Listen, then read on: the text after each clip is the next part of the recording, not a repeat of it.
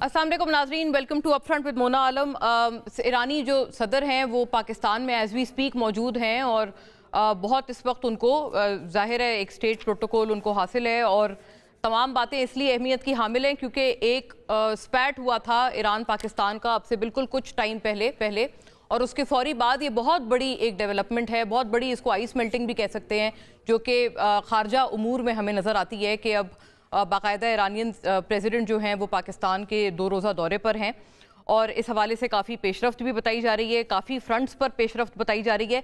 लेकिन नाज़रीन, क्या ये मामला हमें कोई प्रॉब्लमैटिक सिचुएशन में तो नहीं ले आएगा, ख़ास तौर पे यूएस स्टेट डिपार्टमेंट के बयान के बाद जिसमें उन्होंने नाम लिए बगैर ये कहा है कि ईरानियन जो भी मुआहदे वगैरह जो भी ममालिक कंसिडर कर रहे हैं उनको सैंक्शंस से भी ख़बरदार रहना पड़ेगा।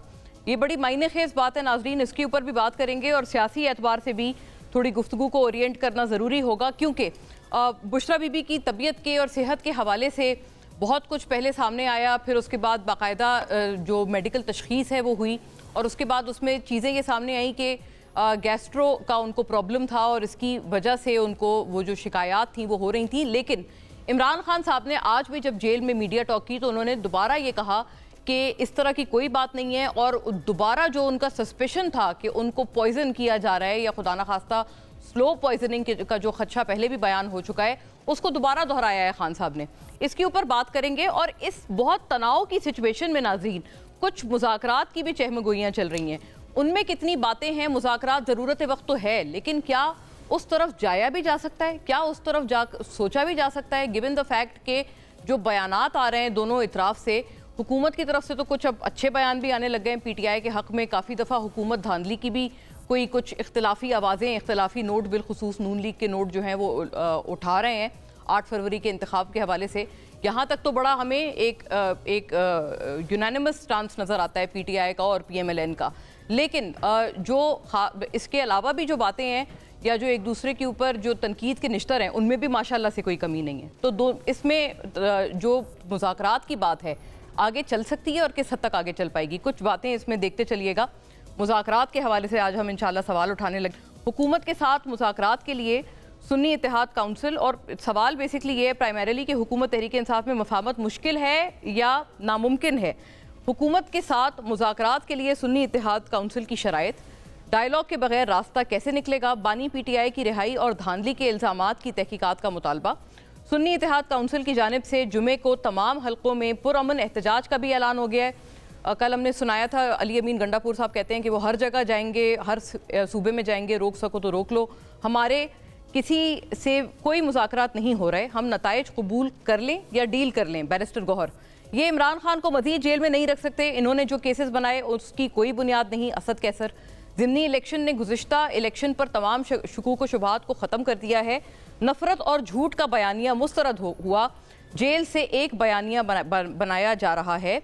अहम सवाल ये अता तारड़ का बयान है और नाजरीन अहम सवाल ये है कि ज़िमनी इलेक्शन में धांधली हुई या अवाम ने नफरत के बयानिया को वाकई मुस्तरद किया और मुस्लिम लीग नून को वोट पड़ा और हुकूमत की मईशत को मुस्तहकम करने और मुल्क में सरमायाकारी लाने के लिए दोस्त ममालिक से जो मुआहदे हैं उनके ऊपर भी थोड़ी रोशनी डाल देते हैं। ईरानियन प्रेसिडेंट के हवाले से जैसे मैंने अभी बात आपसे अर्ज़ की, ईरानी सदर के दौरे पर अमेरिका का रद्द अमल भी आ गया, पाकिस्तान का दिफा अब क्या होगा, ये भी ज़रूरी सवाल है जो उठाना पड़ेगा और इसमें जो पॉलिटिकल बयानात आ रहे हैं वो भी बड़े अहमियत के हामिल बने हुए हैं आजकल।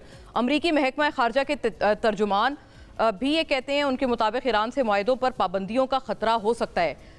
याद रहे नाजरीन, उन्होंने किसी मुल्क का स्पेसिफाई करके नाम तो नहीं लिया लेकिन ख़बरदार बहरहाल किया है। साथ साथ ये भी कहा है कि पाकिस्तान का नाम लिए बगैर तिजारती मुआहदों पर गौर करने वाले जो ममालिक हैं उनको मुमकिन पाबंदियों के ख़तरे से आगाह रहने का मशवरा भी है। तो नाजरीन अब ये पाकिस्तान की शायद इकनॉमिक सिचुएशन इस तरह की है कि पाकिस्तान को इस तरह कई दफ़ा कहा जाता है, कई दफ़ा तंबीह की जाती है, लेकिन भारत की भी जो कुर्बत है और जो बिलखुसूस बहुत सारे मुआहदे, बड़े सारे प्लान्स ईरान के साथ भारत ने भी आगे बढ़ाए हुए हैं, उनको ऐसी बातें सुनने में नहीं मिलती। ये एक लम्हा फ़िक्रिया ज़रूर है, होना भी चाहिए। हमारे अपने कुछ फंडामेंटल्स हैं, बेसिक प्रॉब्लम्स हैं जो इसकी वजह भी हैं, इसके ऊपर भी बात करेंगे और फौरी तौर पे अपने मेहमानों का भी रुख करती हूँ क्योंकि इसकी बात करने की शुरुआत के से पहले भी सबसे ज़रूरी ये चीज़ होगी कि हम सियासी टेम्परेचर्स को कंट्रोल करें। फौरी तौर पे नाजरीन मेरे साथ यहाँ स्टूडियोज़ में जो तशरीफ़ फरमा है नदीम मज़ल चंद साहब, माशाल्लाह stalwart of a politician and Pakistan Peoples Party के स्टॉलवर्ट हैं और बड़ा एक गहरी नज़र रखते हैं, ना सिर्फ पीपल्स पार्टी की हद तक बल्कि ओवरऑल भी जो सियासी सिचुएशन है और जो मुल्की सूरत हाल है, मजमूई सूरत हाल है, उस पर वेरी वार्म वेलकम चंद साहब आपको। निहाल हाशमी साहब भी नाजरीन हमें ज्वाइन करते हैं, पाकिस्तान मुस्लिम लीग नून के स्टॉलवर्ट हैं और माशाल्लाह हमेशा बड़ी बेबाक गुफ्तगू करते हैं। आपको भी बहुत खुशामदीद निहाल साहब। शौकत बसरा साहब नाजरीन पाकिस्तान तहरीक इंसाफ से हमें ज्वाइन करते हैं और तमाम मामले पे अपना बुलंदो बांग मौक़िफ़ रखेंगे। इलेक्शंस को लेकर बसरा साहब भी माशाल्लाह बहुत ख़बरों की जीनत बने रहे और ख़ास तौर पे जो उनका 8 फरवरी के इलेक्शंस के हवाले से जो उनका इसरार था, बाई इलेक्शन के ऊपर अब मुख्तलिफ बयानियाँ हैं। क्या सिर्फ 2 महीनों में PTI का वोट बैंक कम हो गया? ये हुकूमत की मिसाली कारकर्दगी है? क्या PTI के वोटर्स की आंखें खुल गई हैं? क्या माजरा है ये? फौरी तौर पे इसका जवाब जानेंगे। बट चंद साहब, ज़ाहिर है ईरानियन प्रेसिडेंट का पाकिस्तान में होना, जो बयानात आ रहे हैं उनसे भी कोई वो नहीं। PTI वाले कहते हैं हम कहते ही यही थे कि भाई एब्सोल्युटली नॉट, और हम यही कहते थे कि हमारे मुल्क की खुद मुख्तारी सबसे अहम है, हमें कोई डिक्टेशन ना दे।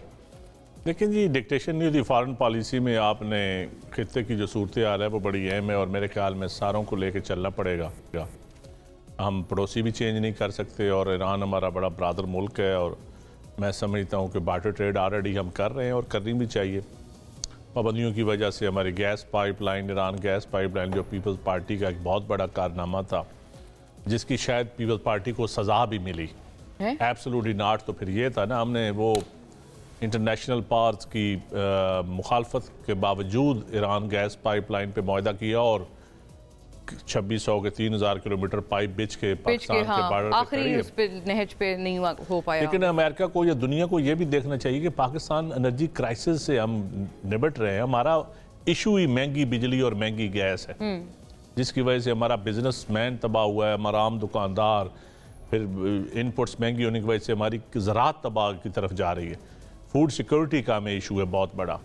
तो ये हमें दोस्त, जो हमारे दोस्त ममालिक हैं, उनको भी सोचना पड़ेगा, हमें बेजा हमारे ऊपर प्रेशर डालना और इन वजूहात की बुनियाद पर।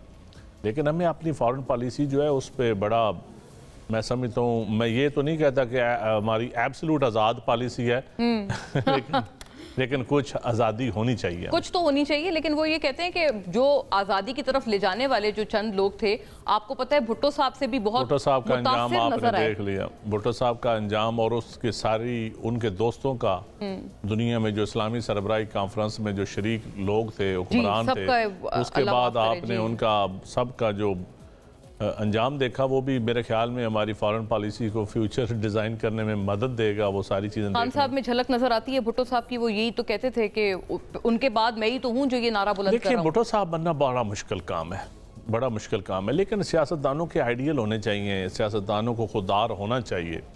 ये इसमें कोई शक नहीं कि कोई खुददारी की तरफ जाता है या खुददारी को आइडियलाइज करता है तो उसमें कोई बुरी बात नहीं है, अच्छी बात है। लेकिन देखना यह है कि हम कितना सिंसियर हैं, हम अपने मुल्क के साथ, अपनी आवाम के साथ, और फिर हम जब आपस में लड़ते रहेंगे, आपस में हम अंदरूनी तौर पर हमारी अंदरूनी जो हमारी स्टेबिलिटी नहीं आएगी, पोलिटिकल स्टेबिलिटी नहीं आएगी, तो आप फॉरेन पॉलिसी जो मर्जी बना लें, आपके दोस्त ममालिक भी आपका बाजू मरोड़ेंगे। बिल्कुल ऐसे इसी वजह से मरोड़ते हैं कि वो समझते हैं कि ये आपस में लड़ रहे हैं, एक्सप्लॉइट करते हैं हमारी लड़ाई को। हमारा इस्तेसाल क्यों होता है? और आपने तो कई दफा कहा है कि उनको भी रिलीफ मिलना चाहिए। हमारी जमहूरियत की मजबूती अगर होगी तो यकीनन अवाम जब इस्तेकाम आएगा, पॉलिटिकल सिस्टम भी मजबूत होगा, पॉलिटिकल पार्टीज भी स्ट्रांग होंगी और फिर हमारी फॉरेन पॉलिसी भी स्ट्रांग होगी। लेकिन अगर इस्तेकाम नहीं होगा तो फॉरेन पॉलिसी भी मजबूत नहीं हो सकती। ये बहुत सही बात है, दोनों को आपस में आप डिस्कनेक्ट करके नहीं देख सकते हैं। निहाल हाशमी साहब, ये इस मामले पे आप रोशनी डालिएगा। हुकूमतें वक्त होते हुए आपके ऊपर जिम्मेदारी ज़्यादा आयद होती है, लेकिन आज अता तारड़ साहब ने प्रेस टॉक करते हुए ये भी कहा है कि जी फॉरेन पॉलिसी पे जो हमले हो रहे हैं, जो PTI वाले कर रहे हैं, उसकी कतई इजाज़त नहीं देंगे। लेकिन ये बताइएगा वो फिर क्या करें? वो यही तो कहते हैं, आप कौन सा उनकी तरफ दोस्ती का हाथ बढ़ा रहे हैं? आप तो बल्कि उल्टा जो मामला है उसको इन तरह के बयानात देकर, और 2 महीने में आप, वो कहते हैं ऐसी आपने धांधली की कि आप पंजाब में आपने जो मामला हुआ है सारा, पुलिस का इस्तेमाल हुआ और बहुत कुछ हुआ, बल्कि इसके ऊपर आई थिंक उन्होंने ये तक कहा है कि अगर केपी में इलेक्शंस आप कहते हैं कि वहाँ प्रॉब्लम है तो आप वहाँ पर ऑडिट करवा लें, जो मर्जी आपने करवाना है करवा लें। आपकी तरफ से कभी ऐसी फिराकदिली का मुजाहरा नहीं हुआ पंजाब में इलेक्शंस को लेकर? बिस्मिल्लाहिर्रहमानिर्रहीम। मैं इस हद तक तो अता तावड़ साहब के बयान के साथ इत्तेफाक करता हूँ कि आप फॉरेन पॉलिसी को ना छेड़ें। आपको जो कुछ करना है वो अदालती कार्रवाई पे जाएं, अपनी सफ़ेबंदी करें, अपने मामलात को देखें, अपनी तहतीर करें, अपने लबो लहजा और अपने तर्ज को ज़रा बेहतर करें। दूसरा, हमने दुश्मनी नहीं छेड़ी है, हमने नहीं की है, ना हम दोस्ती के बात कर रहे हैं, ना हमने दुश्मनी तो उस वक्त शुरू की पीटीआई के दोस्तों ने, इमरान खान साहब ने, जब वो पाकिस्तान के तमाम अपोजिशन लीडर, वो नवाज शरीफ साहब हों, शहबाज साहब हों, मरियम हो, हमजा हो, फरियाल साहबा हो से ले करके खुर्शीद शाह साहब हो, किसी एक को उन्होंने अगर बख्शा हो और फिर जेल, इस पे ही उनका कलेजे में ठंड नहीं पड़ी जब उन्होंने जेल सबको भेज दिया टोटल, तो फिर उन्होंने कहा कि अब जेल में इनको जो सहूलतें हैं वो भी नहीं मिलनी चाहिए, ना इनको वक्त पे खाना मिलना चाहिए, ना इनको दवाइयाँ मिलनी चाहिए, इनको तो बहुत तकलीफ में रखो। तो लोगों को डेथ सेल में रखा गया। उन्होंने कहा हम पंखे भी निकाल लेंगे, एसी तो था ही नहीं, पंखे भी निकाल लेंगे, हम बिस्तर भी निकाल लेंगे। तो चादर पे एक्स प्राइम मिनिस्टर को बगैर चादर के भी सोना पड़ा।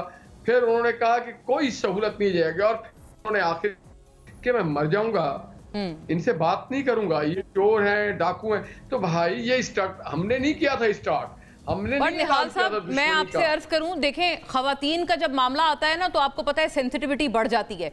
आप लोगों को भी बहुत बुरा लगता था मरियम नवाज साहिबा को, और सही बुरा लगता था आप लोगों को, लेकिन वो कहते हैं बुशरा बीबी, मतलब उनकी सेहत के ऊपर मजाक उड़ाया जा रहा है, पॉलिटिक्स की जा रही है। वो आज तक कह रहे हैं कि उनको स्लो पॉइजनिंग का खदशा है, आप लोग उसको सीरियस नहीं ले रहे, उल्टा उसका तमस्खुर उड़ा रहे हैं।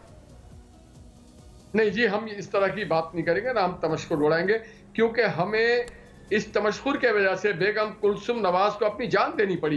इस तमस्खुर के वजह से हमने बड़ा नुकसान उठाया। तो हम इस तरह की, हमारी यहाँ तरबियत नहीं, इस तरह की चीज करेंगे। मैं ये बात करता हूँ कि हमने दुश्मनी की इब्तिदा नहीं किया और उन्होंने इंतहा कर दिया। उन्होंने कहा हम कभी मर जाना पसंद, इनसे हाथ नहीं मिलाएंगे, चोर डाकू और फलाना और धिमकाना और अला बला। अब इनको चाहिए कि आप सबसे पहले देखिए, ये अपने जज हैं, हमारे वकील हैं, अपनी जजमेंट ना दें, ये अपने वकील बने, जरा देखें तो सही, अपनी जजमेंट देखें कि इनके साथ क्या हुआ, इन्होंने क्या किया था। कौमी मैटर्स को आप अपनी जाती मैटर्स के साथ न जाएं।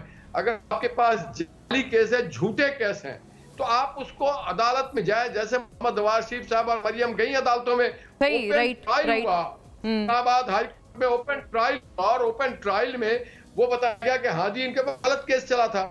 तो हमने तो ये कहा, ये तो अदालत ओपन ट्रायल भी तो नहीं मिल रहा ना उनको। निहाल से भी तो गिला कर रहे हैं ना, वो कहते हैं हमारा तो जेल ट्रायल हो रहा है। इनको चाहिए ये ट्रायल को फेस करें, इनके वकला चाहिए, जिस तरह से नवाज शरीफ के वकला ने, की टीम ने और नवाज शरीफ की सारे सिस्टम ने सही तौर पे काम किया, ये करें। इनका काम फॉरेन पॉलिसी पे बात करना है, इनका काम ये जरूर बात करें। अगर इनको फॉरेन पॉलिसी पे बात करना है तो कौमी असेंबली और सेनेट के फ्लोर कंस्ट्रक्टिव पॉजिटिव बात करें, दुनिया अप्रिशिएट करेगी। हम भाई बसरा साहब पॉजिटिव बात करें, ये खत्म करें ये वाला मामला।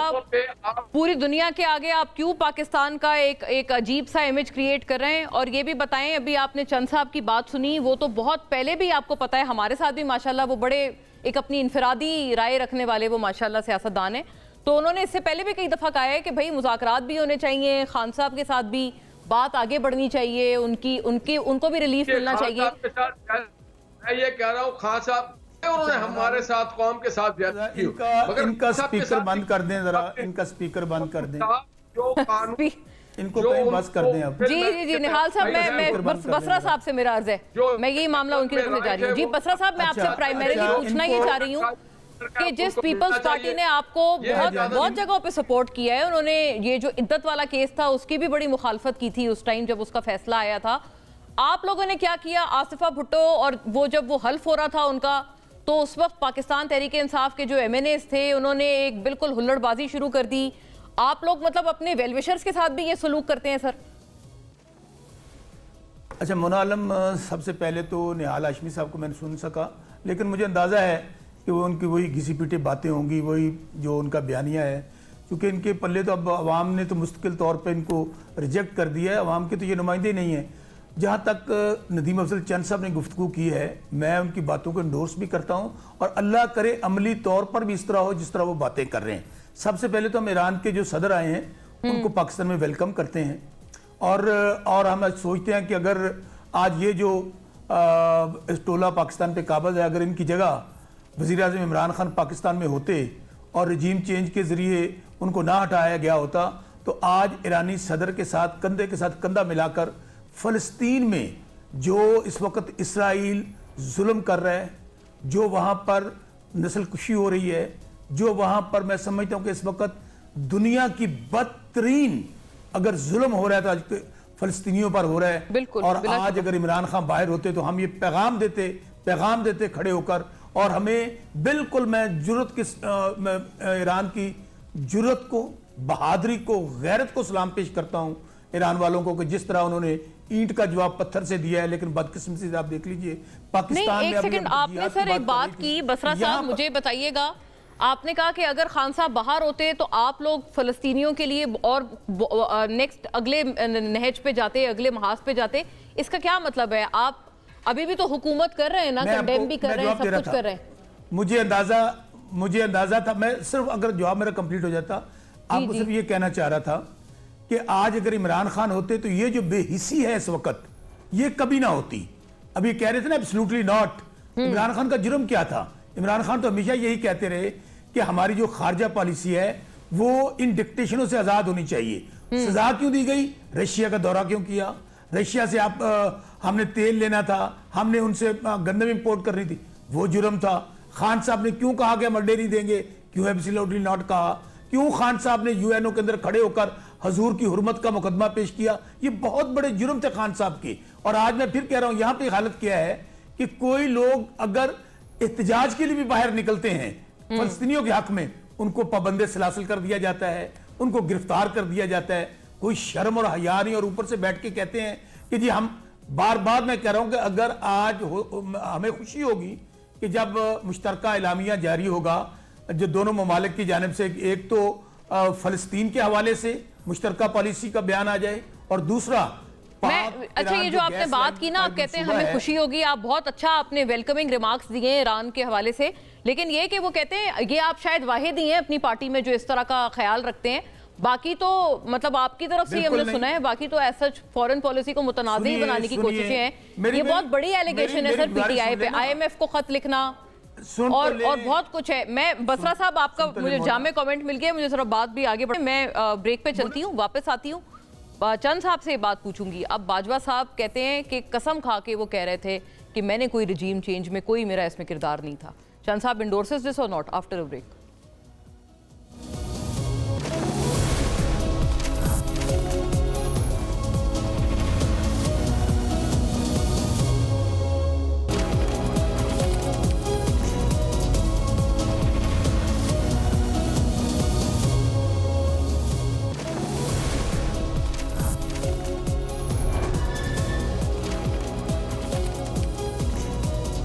वेलकम बैक नाजरीन।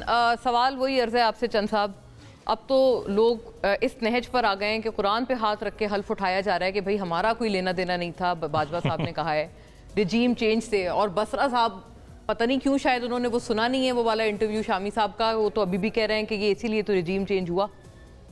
देखिए, एक तो मेरे ख्याल में जितने टॉप लेवल के लोग हैं ऐसे काम ही नहीं करने चाहिए कि बंदा इस मुल्क में आज़ादाना घूम ना सके बाद में, या बाद में हाथ में कुरान पकड़ने पड़े। ऐसे थोड़ा सा किरदार बेहतर ही हो तो अच्छा होता है, लेकिन जहाँ तक कुरान की बात है उसको तो कन्फ्रंट हम कर नहीं सकते, जाहिर है।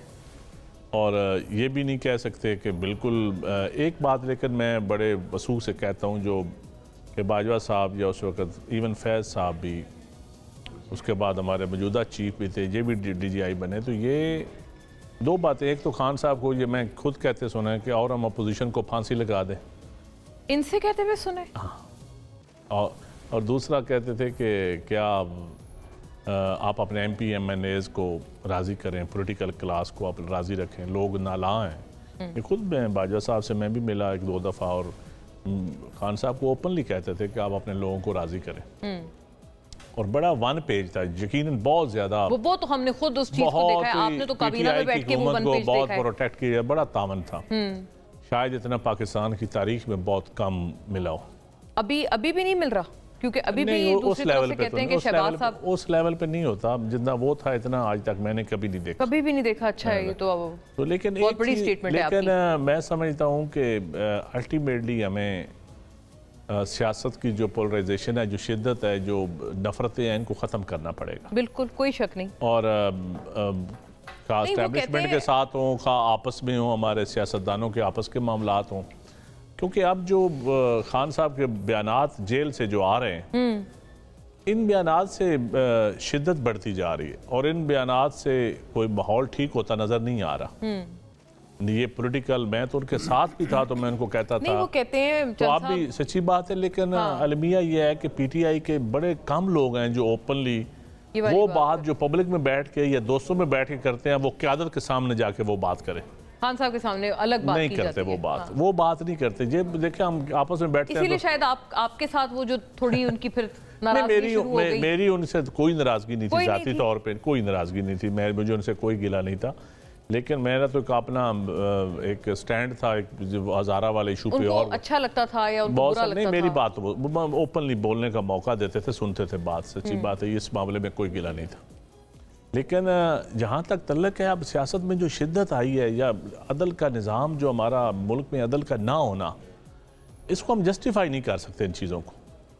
उसको फिर पहले भी हम विक्टिमाइजेशन कहते रहे, नैब के ज़रिए, FIA के ज़रिए, नारकोटिक्स के ज़रिए, और अब भी जब चीज़ें फ्री एंड फेयर नहीं होंगी, अवाम को जो नज़र आनी चाहिए, इंसाफ होता हुआ नजर आना चाहिए। हाँ। जब इंसाफ होता हुआ नजर आए, तो मैं कहता हूँ फिर इस्तेकाम आएगा। आप अभी भी ये कह रहे हैं कि इनके साथ भी जो हो रहा है वो उसी की कड़ी है? मैं समझता हूँ कि ये अब देखिए ना, जो पार्लियामान में हुआ है, आसफा बीबी जब होठ उठा रही थी और जो आवाज़ें कसी गई, जो ये कभी ऐसा नहीं हुआ कि इंडिविजुअल किसी ओथ टेकिंग सेरेमनी पे कभी आवाज़ें कर, ये क्या उनकी सियासत है? फिर प्रेसिडेंट के खिताब के ऊपर, ठीक है, आप डिक्टेटरशिप के खिलाफ तो देखा था, या एस्टैब्लिशमेंट का कोई सदर हो तो उसके खिलाफ, जब इलेक्टेड एक प्रेसिडेंट है आपका, जिसने अपनी पार्लियामान को दी है, पार्लियामान को मजबूत किया है, और वो साजिशी गढ़ जो अवान सदर होता था वो ख़त्म करके पार्लियामान को, उसके खिलाफ आप नारे लगाएं, और फिर आप कहेंगे अब हम मज़ाकरात भी, हम आगे मुल्क को लेके चलना चाहते हैं। प्राइमरीली ना मेरा बसरा साहब से सवाल भी यही था कि ये अगर आप अपने वेलविशर्स को भी अपने पाँव पे कुल्हाड़ी मारना कहते हैं, इसको कहावत है, बसरा साहब इसका आप जवाब जरूर फरमाइएगा। लेकिन निहाल साहब, आपसे भी ये बात पूछने वाली है कि अभी आपने खुद सुना है आपके एलाइज इन द सेंस, पहले भी मुझे टाइम कम दिया आपने, पहले भी मुझे टाइम कम दिया है। बसरा साहब, आप कहना सारा ले लो, इस पे रिस्पॉन्ड करना चाहते हैं तो निहाल साहब, ये तो मैं रिस्पॉन्ड कर लेने दें, क्योंकि ये दोनों तो एक ही हैं, इन दोनों का जवाब एक ही समझे। नहीं, एक ही कहा है, ईरानी सदर के हवाले से अलग अलग बातें हैं ना, वो तो देखिए, एक ये मैं बताता हूं आपको, तो जी मेरी गुजारिश सुन लें, ये भी एक्सप्लेन करें प्लीज। अच्छा, पहले तो ईरानी सदर के हवाले से मैं दोबारा एक बात कहना चाहता हूं कि दौरे के इख्तिताम पे ज्वाइंट डिक्लेरेशन आना चाहिए फलस्तीन के हवाले से, कि जो जुल्म, बर्बरियत और वहशत वहां पे है, हम उसका इकट्ठे बैठकर स्ट्रेटेजी बनाएंगे। दूसरा, ईरान पाइपलाइन गैस मंसूबे के ऊपर ज्वाइंट डिक्लेरेशन उस पर भी होना चाहिए। और आप इसकी संजीदगी का आलम ये देख लें कि आपका वजीर खारजा जाती दौरे पर किसी दोस्त के साथ सैर पे चले गए हैं, इसका इनसे जवाब ले लीजिएगा, फिर आपको पता चल जाएगा कि इनकी पॉलिसी क्या है और फॉरेन पॉलिसी किस तरह चला रहे हैं। और दूसरी बात, वज़ीर ख़ारजा इसाक डार साहब को कह रहे हैं, वो तो मेरा ख्याल है तर्जुमान ने भी कल ट्वीट किया है फॉरेन ऑफिस की कि डार साहब कहीं नहीं गए हैं। अच्छा चले, अगर डार साहब कहीं नहीं गए तो वज़ीर ख़ारजा आपका कहीं आपको नजर आ रहा है? आज ये काम जो ईरान के सदर आए उनके साथ किसको वज़ारत खारजा के वजीर को होना चाहिए, या आम किसी और वजीर को या किसी और को डील करना चाहिए? तो आप जरा खोल के बयान करें। आप ये कह रहे हैं कि फॉरेन ऑफिस का बयान आप समझते हैं कि गलत है, और असल में दरअसल डार साहब जो है मियां साहब के साथ चीन गए हुए। आप जी बिल्कुल यही बात है। और जब डिक्लेरेशन आएगा ना ज्वाइंट जो दोनों बातें मैंने कही हैं, अगर उन दोनों में ये ईरान पाइपलाइन गैस मंसूबा पाकिस्तान वाला और ये फलस्तीन के हवाले से हो तो फिर हम दोबारा प्रोग्राम करेंगे। अच्छा, दूसरी बात देखें, इस वक्त बातें करने को तो आप जितनी मर्जी कर लें, इस वक्त पाकिस्तान में मार्शल्ला से भी बदतरीन हालात हैं। मार्शल्ला में भी मैंने इतना कभी आज जजेस, सहाफी, सियासी कारकुन, आपके इंसानी हकूक कहां चले गए? इस वक्त हर आदमी गैर महफूज है। और नहीं, आप बसरा साहब उस बात का ना प्लीज पिन पॉइंटेड जवाब फरमाइए। मैंने आपसे पहले भी अर्ज किया है, अभी वही बात चंद साहब ने भी दोहराई है। आपने आसफा भुट्टो, मतलब बुरा लगता है ना कि एक वो यंग पार्लियामेंटेरियन पहली दफा पार्लियामेंट आई है, अगर मुझे मौका दे दें, मौका उसका जवाब मैंने सिर्फ पहले भी पूछा था ना आपसे, आपसे जवाब नहीं मिला, इसलिए कह रही हूँ। सदर जरदारी के स्पीच में भी आपने यही सब किया ना। आज 76 साल हो गए पाकिस्तान में। आमरीत डायरेक्ट या इनडायरेक्ट पाकिस्तान में है ना, चलिए हम आप ताना दे रहे हैं। आज क्या हो रहा है?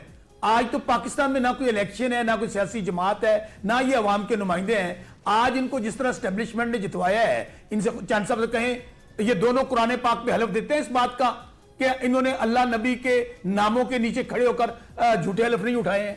इनसे पूछ लें कौन जीता हुआ है यहां पे। अगर आपका नवाज शरीफ हारा हुआ है, अगर शहबाज शरीफ हारा हुआ है, मरियम बीबी हारी हुई है, आपके पास 17 सीटें नहीं हैं, तो आज आप कह रहे हैं कि तो आप उनके ऊपर क्यों वो कर रहे हैं एहतजाज? यही तो मैं पूछ रही हूँ। आप कहते हैं सदर जरदारी जैसे प्रेसिडेंट के आपने स्पीच में किया, आपने आसफा की स्पीच में उनकी वोट टेकिंग के दौरान किया, वो तो आपके वेल विशर थे ना, वो तो आपको कह रहे थे आप आए, अगर आप हमारे साथ बात करने को तैयार है, हुकूमत बना लें आके। बदकिस्मती से पीपल्स पार्टी शहीद जुल्फकार अली भुट्टो और शहीद बीबी दुनिया से चले गए, और आज जो पीपल्स पार्टी बची है, आज उनका नजरिया देख लें, उनकी सोच देख लें। मैं समझता हूं कि इंतहाई बदकिस्मती है कि ये पीपल्स पार्टी वो जमात मुझे बहुत इंपॉर्टेंट जंक्चर है, और मैंने ये निहाल साहब की तरफ जाना है बात लेके, क्योंकि आपने ना बड़ा बहुत एक सीरियस एलिगेशन है जो आपने लगाया है। आप कह रहे हैं डार साहब तो फॉरेन मिनिस्टर है ही नहीं मुल्क में। एक फिक्रा कह के ब्रेक पे जाना है मैंने, फिर मैं निहाल साहब की तरफ जाऊंगी। अगर पाकिस्तान को आप आगे लेके जाना चाहते हैं, उसका एक ही हल है, आपको पाकिस्तान के आइन में जो इदारों का रोल है वहां जाना होगा। ठीक हो गया, इसमें तो कोई दूसरी राय नहीं हो सकती ना, लेकिन ये नहीं हो सकता। रोड नहीं समझ आ रही कैसे जाना है उस रास्ते पे। आफ्टर अ ब्रेक इस पे बात करते हैं। स्टे विद अस नाज़रीन।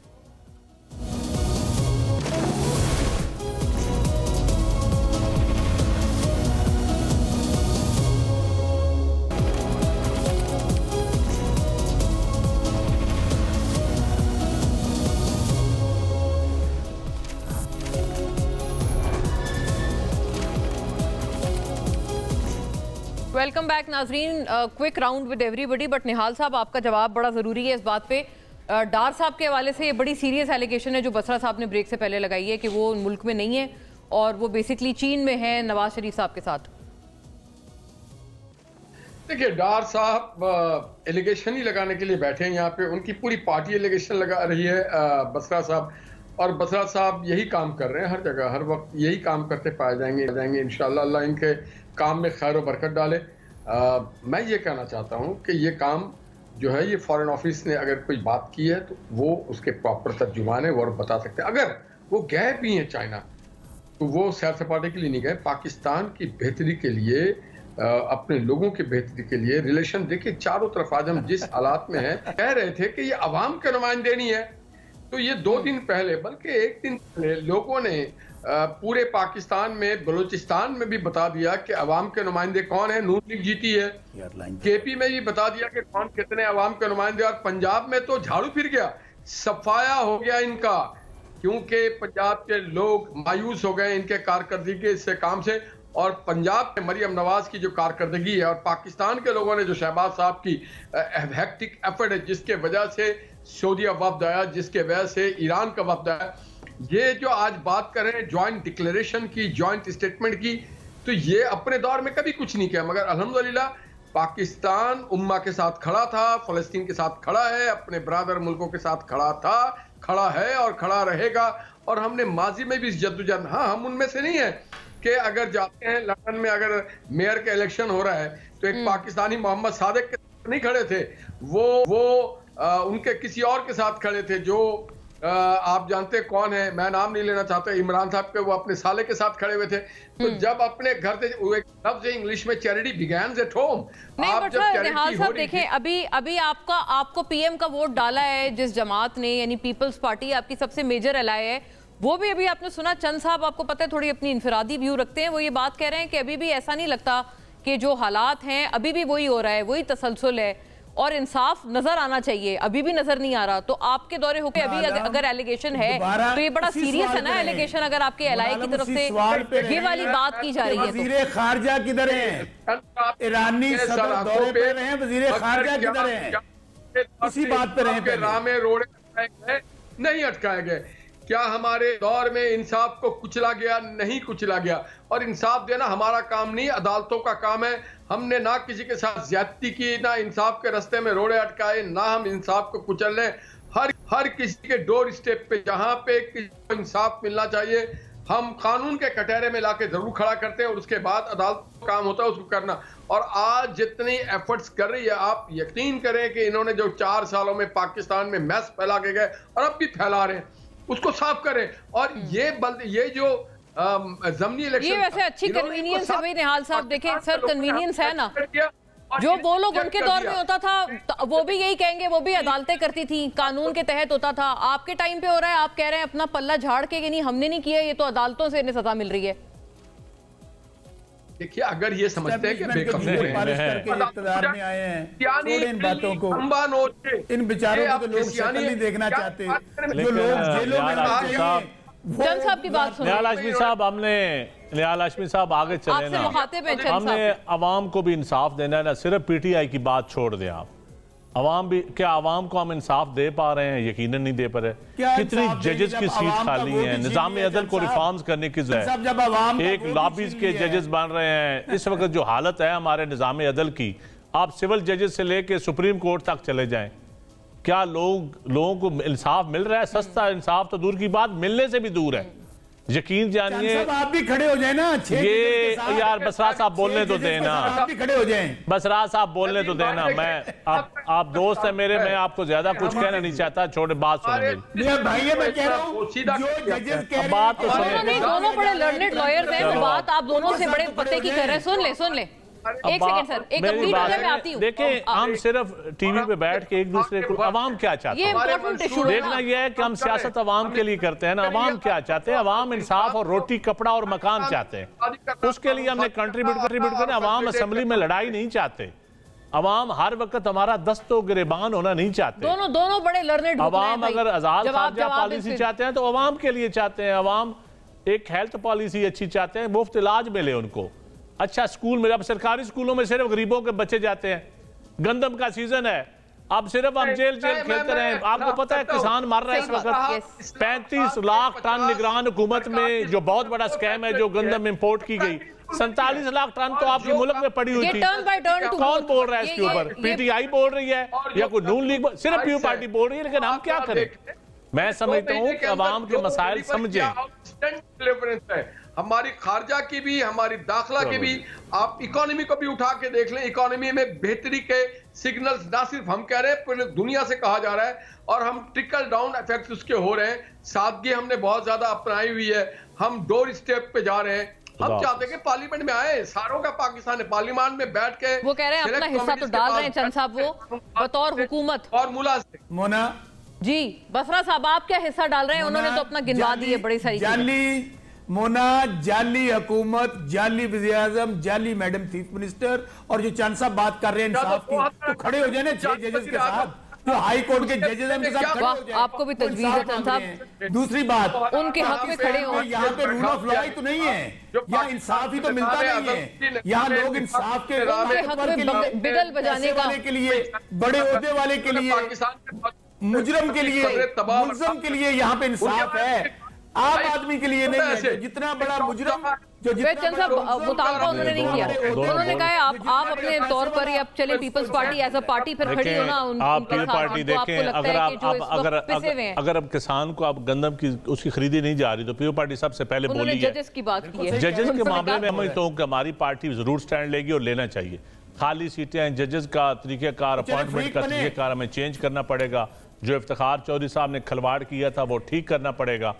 मैं समझता हूँ बहुत सारी ज़रूरत है, निज़ाम अदल को बड़ा रिफॉर्म्स करने की ज़रूरत है। अगर मुल्क में बाकी सारे निज़ाम चलते रहे, इंसाफ नहीं होगा किसानों के हवाले से हम हुकूमतें धरना कायम देने नहीं जा रह रहे हैं। सकती, चांद साहब, मुल्क कायम किसानों नहीं के रह हवाले नहीं, अच्छा क्लोजिंग का मुझे कहा जा रहा है। बहुत शुक्रिया तमाम हजरात का, नाज़रीन आपकी देखने का शुक्रिया। अल्लाह हाफ़िज़।